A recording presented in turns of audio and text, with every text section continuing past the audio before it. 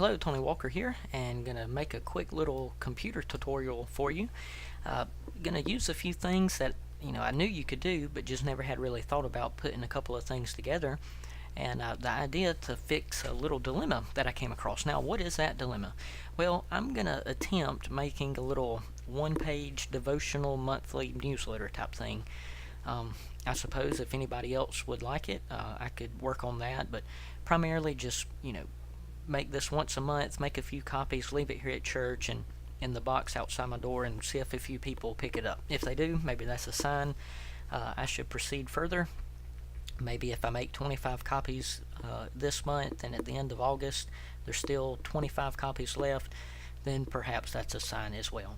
So I was thinking, have a little one page that folds in half. So the title page would be right here. The second page, this would be the back page, and then on the back side, as it opens like a little leaflet or a little pamphlet, there could be two more sections in there. So once a week somebody could have a little half-page devotion or teaching or a little mini sermon for their reading pleasure. But we'll see how it goes.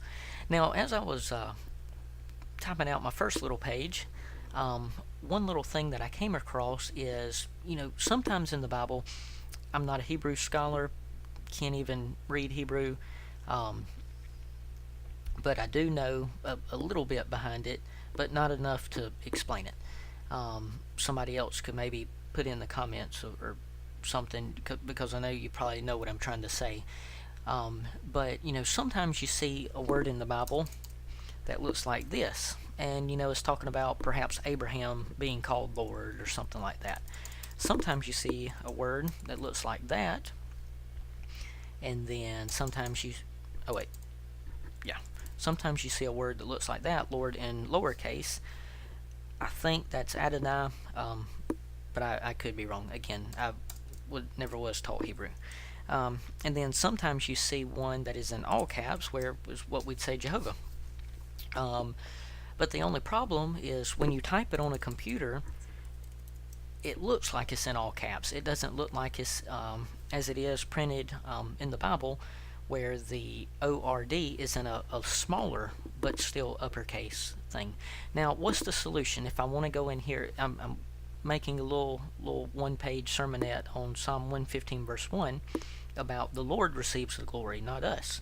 And in the King James Version, in Psalm 115:1, the word Lord is there in the all caps.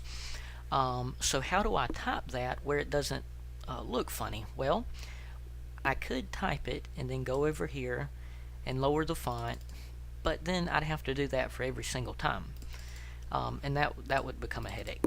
So what can I do? Well, one thing we can do, if you're using a Mac and you're using Pages right here, excuse me, we can go to System Preferences, go to Keyboards, go to Shortcuts, go to App Shortcuts, create a new one for the application Pages.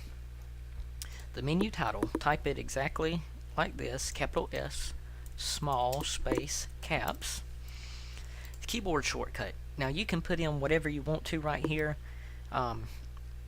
The way my fingers fall on a keyboard when I turn my computer off, Shift, Option, Command, Eject, which is an automatic way to shut down an Apple computer. The way my ring finger on my left hand falls on Shift, my middle finger falls on Option, my pointer finger falls on Command. So now I've got my fingers on these three buttons. So what am I trying to do? I'm trying to make an uppercase Lord, and so I'm going to hit the up arrow key, and that's what it leaves us with, that right there. Now you can configure that however you'd like to do it. So I'm going to hit add. There it is. I'm going to close it. And so what I can do now, after I've typed this, or as I'm typing it, I can double click on Lord. I can hit my keyboard shortcut, and behold, there it is. Do that, and there we go. So let's see how this works. On a lowercase Lord, on a regular Lord, and an all caps Lord. Again, I'm not sure how this will respond, so let's just see what happens. Okay, we don't want it to look like that. That just looks like a small all uppercase. We know what this one's going to do. Okay, that's correct. And let's see what this does. I'm going to guess it does nothing. Yep, does nothing. Okay, so we'll delete that one, and delete that one, and I will go back to my typing way. So again, some of you may already know how to do that. Some of you maybe knew about those options in the system preferences, but just never really thought of, you know, a practical way that you could use it.